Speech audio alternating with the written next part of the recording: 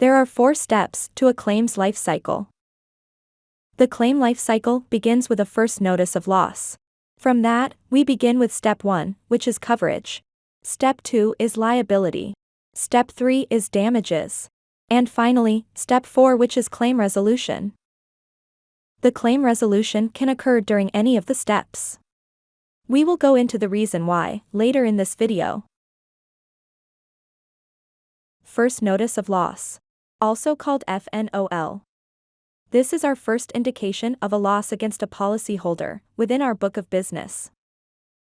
They come in the form of emails, demands, phone calls from stakeholders, or agent reports.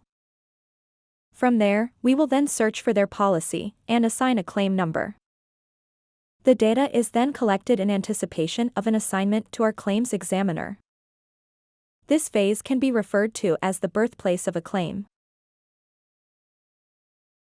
Step 1 is coverage. This is where our investigation begins. The investigation must always begin with a coverage analysis to address issues such as the date of loss within the policy period, the driver on the policy, the vehicle on the policy, and is the purpose of this trip personal or for business. These facts will determine if there is an obvious coverage issue. Other indicators that must be addressed are date of loss versus inception. This is a coverage concern where we would have a heightened sense of awareness to confirm the date of loss having fallen within the policy period. Do the reported facts indicate a possible exclusion or condition that may apply from the policy provisions? And what benefits are available under the reported facts? If all these conditions are met in this step, we move to Step 2. Step 2 is liability. During investigation, if coverage is found for the reported loss, is a liability investigation. In other words, has the liability benefits section been triggered? Or does our insured bear legal liability for property damage or bodily injury relating to this loss? The following are the elements to consider in our liability investigation. What duties were owed by each party, and what duties were breached? These answers are found by ordering police reports, taking statements from involved parties, requesting pictures of damages at the scene. One can use tools such as Google Map, ISO, videos, etc. to preponderate a position on what duties were breached by whom. One needs to request and collect all available evidence in order to finalize positions on legal liability. Upon receipt of all available evidence, or confirmation reported evidence is no longer being presented, communicate a position on liability in writing to the appropriate claimants and set the stage to pay for damages. If all these conditions are met in this step, we move to Step 3. Step 3 is damages. This relates to property damages and bodily injuries caused by our insured's negligence.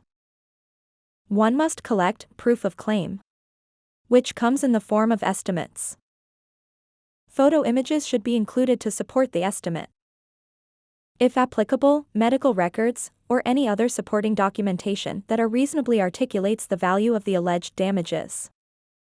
Causation for the alleged damages must be assessed.